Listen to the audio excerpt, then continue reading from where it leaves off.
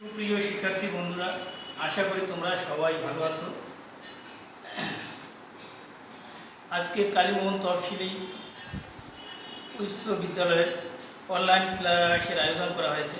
তোমরা যারা এই ক্লাসটি উপভোগ করবে, সবাইকে জানাই আমার অন্তঃস্থল থেকে আন্তরিক অভিনন্দন ও শুভেচ্ছা। সুপ্রিয় শিক্ষার্থী বন্ধুরা, আমার সামনে দেখতে পাচ্ছ একটা প্রাইভেট কার দেখা যাচ্ছে। আসলে প্রাইভেট কারটা কোন অবস্থা আছে তোমরা কি কেউ বলতে পারো? প্রাইভেট কারটা আসলে কোন অবস্থায় আছে? এটা স্থির অবস্থায় আছে, তাই না? তাই কোনো কিছুকে যদি আমরা দূরে সরাতে চাই বা কাছে টেনে নিয়ে আসি, তখন কি ঘটনা ঘটবে তোমরা একটু লক্ষ্য করো। তোমরা একটু ভিডিওটা লক্ষ্য করো। এই যে আমি কারটাকে ধাক্কা দিয়ে দূরে সরে গেল, আবার যদি কাছে টানতে চাই, কাছে টেনে নিয়ে আসলাম, আবার কাছে চলে আসলো। আবার যদি ধাক্কা দিয়ে দূরে সরে যাবে, আবার যদি প্রয়োজন হয় কাছে টেনে নিয়ে আসলে আবার কাছে চলে আসবে। তাহলে এর থেকে আমরা কি শিক্ষা পেলাম? আসলে কোনো কিছুকে আমরা ধাক্কা দিলাম, দূরে সরে গেল, আবার কাছে টেনে নিয়ে আসলাম, কাছে চলে আসলো। আসলে স্থির বস্তুর উপর আমরা কি প্রয়োগ করলাম? তোমরা কি কেউ বলতে পারবে? সুমি, তুমি বলো তো দেখি, এখানে কোন ঘটনাটা ঘটলো? আচ্ছা, তাহলে এই স্থির বস্তুর উপর কি কাজ করলো? বল। তাহলে কোনো কিছুকে ধাক্কা বা টানা দেওয়াকে আমরা কি বলতে পারি? বল বলতে পারি। তাহলে আজকে আলোচনার বিষয় হবে, এসো আমরা বলকে জানি।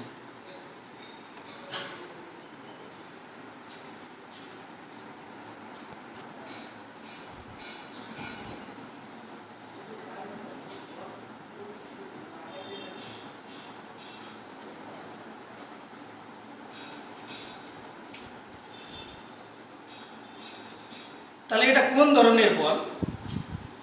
আমি স্থির বস্তুটাকে ধাক্কা দিলাম, দূরে সরে গেল, আবার কাছে টেনে নিয়ে আসলাম, কাছে সরে আসলাম। এটা কোন ধরনের বল তোমরা কেউ বলতে পারো? এটা হচ্ছে টানা বা ধাক্কা বল।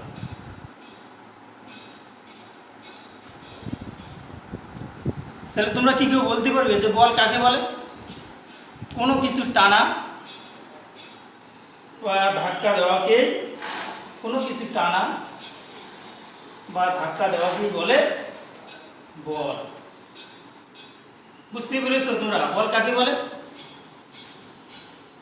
আচ্ছা, তাহলে বল কি? কোনো কিছু টানা বা ধাক্কা দেওয়াই হচ্ছে বল। বিজ্ঞানী নিউটন বল, ভর, জড়তা এবং গতি বিষয়ক সম্পর্কের উপর নির্ভর করে গতি বিষয়ক 3টা সূত্র আবিষ্কার করেন। তার এই সূত্র 3টি নিউটনের গতি বিষয়ক সূত্র নামে পরিচিত। তার প্রথম সূত্র থেকে আমরা বল বা জড়তার সংজ্ঞা পাই।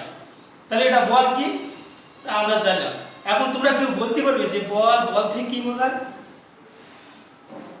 তোমরা সবাই খাতায় লেখো তো দেখি।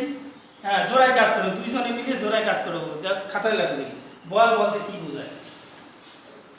আচ্ছা, হয়েছে, লেখা হয়েছে তোমাদের? দেখি কি লিখছো। এখন আমার সংজ্ঞাটার সাথে তোমরা বলের সংজ্ঞাটা মিলাই নাও। বল বলতে কি বোঝায়? যা স্থির বস্তুর উপর ক্রিয়া করে তাকে গতিশীল করে বা করতে চায়, বা যা গতিশীল বস্তুর উপর ক্রিয়া করে তার গতির দিক পরিবর্তন করে তাকে বল বলে। বলকে এর দ্বারা প্রকাশ করানো হয়। বলের একক, বিজ্ঞানীর নামানুসারে বলের এককটা দেওয়া হয়েছে নিউটন। তাহলে আমরা বল সম্পর্কে মোটামুটি একটা ধারণা পাইলাম। এখন আমরা চলে আসব জড়তা। জড়তা কি তোমরা কেউ বলতে পারো? জড়তা, বস্তু যে অবস্থায় আছে, এই বস্তুটা কি? এটা একটা হচ্ছে জড় বস্তু। বস্তু যে অবস্থায় আছে চিরকাল সেই অবস্থায় থাকতে চায় এবং এর ধর্ম বজায় রাখতে চায়।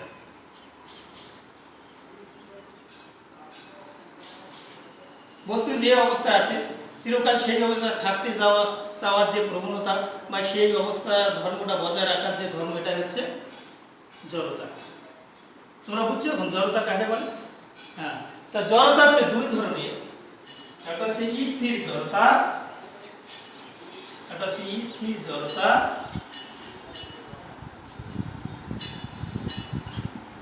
আর একটা হচ্ছে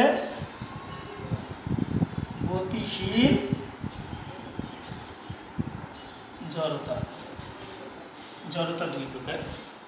তাই স্থির জড়তা, স্থির বস্তু, এটা হচ্ছে স্থির বস্তু। স্থির বস্তু স্থিতিশীল থাকার অবস্থাকে বলবো আমরা স্থির জড়তা।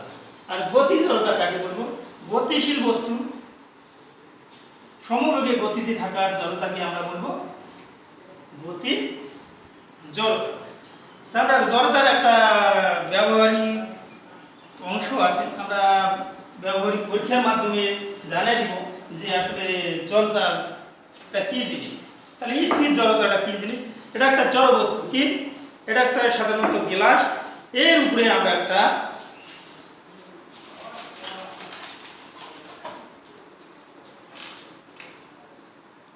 মোটা কাগজ রেখে দিলাম, এই কাগজটার উপরে একটা আমরা কয়েন দিয়ে দিলাম। তোমরা লক্ষ্য করতে পারছো? দেখো ভালো করে। তাহলে কাগজটার উপরে একটা কি দিলাম আমরা? একটা কয়েন বসাই দিলাম। দেখো হঠাৎ করে তাহলে এই কাগজটার উপরে কয়েনটা আছে, কয়েনটা কোন অবস্থায় আছে? স্থির অবস্থায় আছে। এখন হঠাৎ করে যদি আমি এই কাগজটার উপরে ধাক্কা প্রদান করি, কাগজটা দূরে ছিটকে পড়ে গেল, আর কয়েনটা কোথায় পড়ে গেল? গ্লাসের মধ্যে পড়ে গেল। তাহলে এটা কোন ধরনের জড়তা? তোমরা কি বুঝতে পারছো যে কয়েনটা গ্লাসের মধ্যে পড়ে গেল কেন? কয়েনটা স্থির থাকার কারণে, তার স্থিতিশীল অবস্থা বজায় রাখার জন্য সেই গ্লাসের মধ্যে পড়ে গেল, আর কাগজটা দূরে ছিটকে পড়ে গেল। তাহলে এটা হচ্ছে স্থির জড়তা। তাহলে নিউটনের প্রথম সূত্র থেকে আমরা এই দুটো সংজ্ঞা পাবো, যে একটা হচ্ছে বল আর একটা হচ্ছে জড়তা। তাহলে নিউটনের, চলো বন্ধুরা আমরা এখন চলে যাই নিউটনের প্রথম সূত্রে। নিউটনের প্রথম সূত্রে নিউটন কি বলেছেন? নিউটনের প্রথম সূত্রটা হচ্ছে, বাহ্যিক কোনো বল প্রয়োগ না করলে স্থির বস্তু স্থিরই থাকবে এবং গতিশীল বস্তু সমবেগে চলতেই থাকবে। এই যে সমবেগ, সমবেগটা কি জিনিস, অর্থাৎ বেগটা কি জিনিস?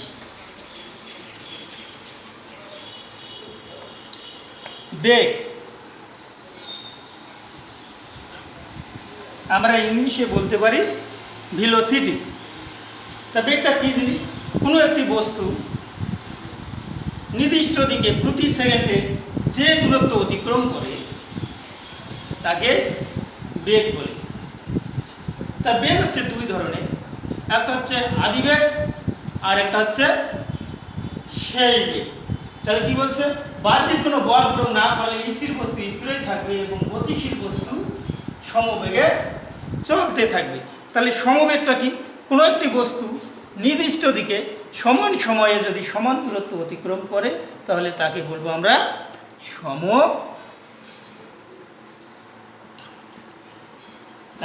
আমরা সমবেগ। বন্ধুরা নিশ্চয় তোমরা বুঝতে পেরেছো যে বেগ এবং সমবেগ কাকে বলে। এখন আমরা চলে যাব নিউটনের দ্বিতীয় সূত্র। নিউটনের দ্বিতীয় সূত্রটি কি? একটি নির্দিষ্ট ভরের বস্তুর উপর কতখানি বল প্রয়োগ করতে হবে বস্তুটির বেগের পরিবর্তন হবে। নিউটনের দ্বিতীয় সূত্র সেটি প্রমাণ করেছে। এই নিউটনের দ্বিতীয় সূত্রটি বলার আগেই আমাদেরকে ভরবেগ এবং জড়তা সম্পর্কে জানতে হবে। ভরবেগ, তাহলে ভরবেগটা কি জিনিস? ভরবেগ হচ্ছে ভর এবং বেগের গুণফলকে বলা হয় ভরবেগ। কোনো বস্তুর ভর m এবং বেগ যদি v হয় তাহলে ভরবেগকে আমরা p দ্বারা প্রকাশ করতে পারি। p equal m into v, অর্থাৎ ভর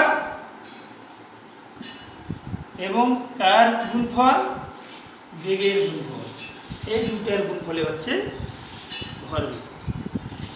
যদি ভরের পরিবর্তন না হয় তাহলে ভরবেগের পরিবর্তন হচ্ছে বেগের পরিবর্তনের সাথে ভরের গুণফল।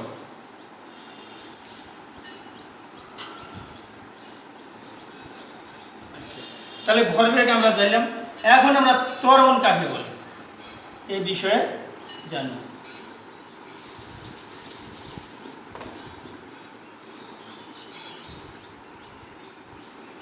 যদি ভরের পরিবর্তন না হয় তাহলে ভরবেগের পরিবর্তন হচ্ছে বেগের পরিবর্তনের সাথে ভরের গুণফল। অর্থাৎ এম ভরের কোনো বস্তুর বেগ ইউ থেকে বেড়ে যদি ভি হয় তাহলে তার ভরবেগের পরিবর্তন হবে m into v minus u. এটা হচ্ছে ভরবেগের পরিবর্তন। ইউটা কি আর ভিটা কি তোমরা কি কেউ বুঝেছো যে ইউটা কি? ইউটা হচ্ছে আদিবেগ, অর্থাৎ কোনো একটি বস্তু যাত্রার শুরুতে যে বেগটা এটাই হচ্ছে আদিবেগ, আর সেই বেগ হচ্ছে ভি, অর্থাৎ যাত্রার শেষে তার বেগটা কত ছিল এটাই হচ্ছে তার শেষ বেগ। এখন আমরা ভরবেগ সম্পর্কে জানলাম, আমরা জানব ত্বরণ সম্পর্কে। ত্বরণ কাকে বলে? ত্বরণ হচ্ছে বেগের পরিবর্তনের হার, অর্থাৎ বেগের পরিবর্তনের হারকে আমরা ত্বরণ বলতে পারি।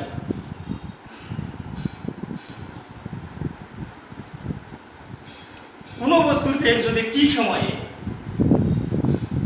কোনো বস্তুর বেগ টি সময়ে ইউ থেকে পরিবর্তিত হয়ে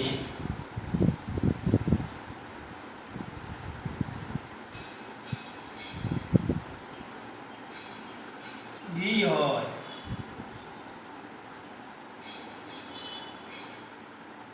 তাহলে ত্বরণ হচ্ছে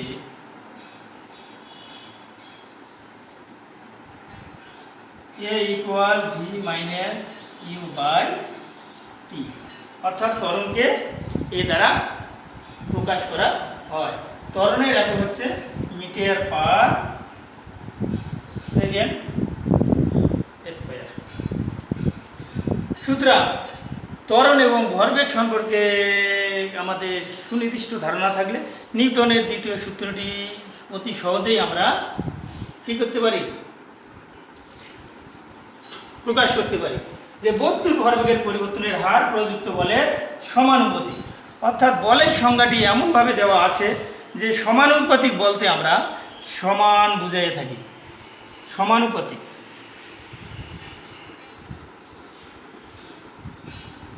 সমানুপাতিক বলতে আমরা সমানকে বুঝিয়ে থাকি।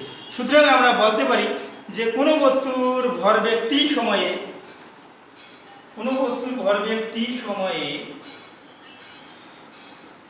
এম ইউ থেকে, এম ইউটা কি? এম ইউটা হচ্ছে আদি ভরবেগ। এম ইউ থেকে পরিবর্তিত হয়ে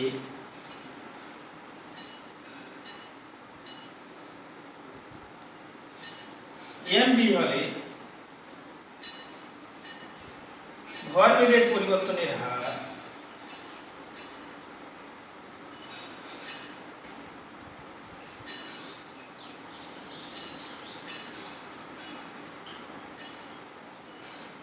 ইকুয়াল এ এ। তাহলে আমরা লিখতে পারি এম ইন্টু এর মান পেলাম ভি মাইনাস ইউ বাই টি,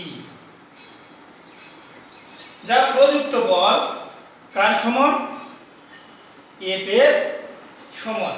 সুতরাং আমরা নিউটনের দ্বিতীয় সূত্র থেকে পাই যে এফ ইকুয়াল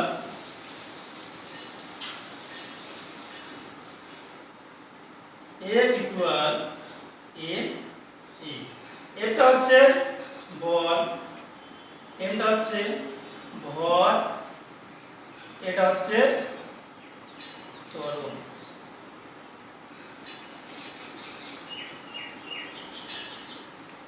তাহলে এ হচ্ছে বল, এম ভর, এ ত্বরণ। এই তিনটা রাশির মধ্যে যে কোনো দুটো রাশির মান জানা থাকলে বাকি রাশিটির মান আমরা অতি সহজে নির্ণয় করতে পারি।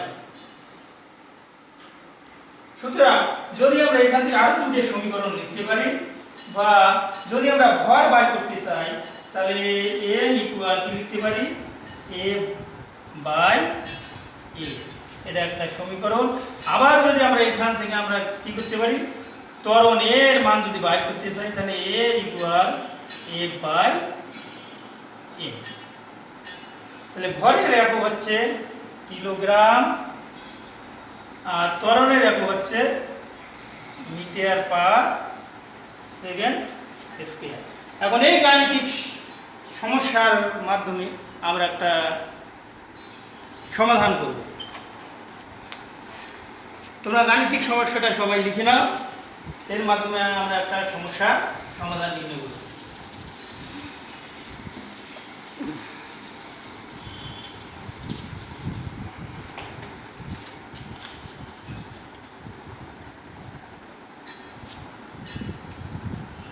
দুই 2000 কেজি ভরের একটি গাড়ি স্থির অবস্থায় ছিল।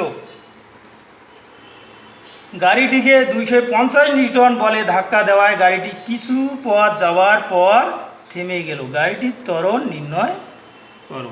তাহলে আমাদেরকে কি নির্ণয় করতে হবে? ত্বরণ নির্ণয় করতে হবে। এখানে কার কার মান দেওয়া আছে? এখানে ভর দেওয়া আছে। ভর কত কেজি? ভর ইকুয়াল 2000 কিলোগ্রাম বা কেজি। কার মান দেওয়া আছে? গাড়িটিকে 250 নিউটন বলে ধাক্কা দেওয়ায় কিছু পথ যাওয়ার পর থেমে গেল। 250 নিউটন, এটা কার মান? বলের মান। F equal 250 Newton. তাহলে কার মান বাকি আছে? তিনটি উপাত্তের মধ্যে আমরা দুটি উপাত্তের মান পাইলাম, বাকি উপাত্তটির মান আমাদেরকে বার করতে হবে। তাহলে কার মান দেওয়া নাই? ত্বরণ এর মান আমাদেরকে বাইর করতে হবে। আমরা জানি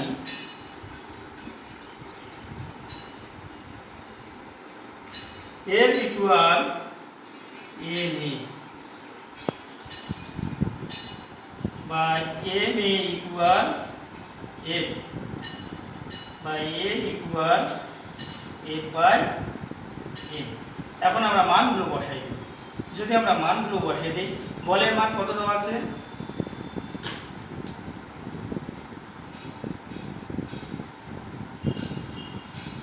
বল দেওয়া আছে 250 আর ভর দেওয়া আছে 2000 কেজি। এখন যদি আমরা ভাগ করি কত হবে? এই শূন্য কত যাবে?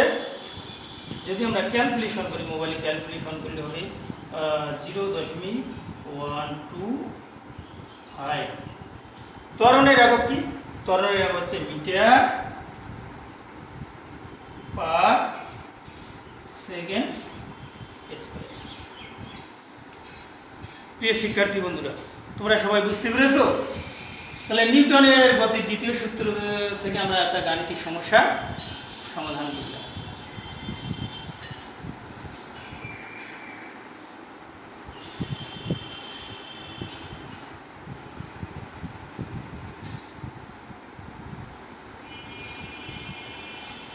তাহলে এরকম আরেকটা গাণিতিক সমস্যা তোমাদেরকে আমি দেবো, বাড়ির কাজ তোমরা সবাই লিখে নাও।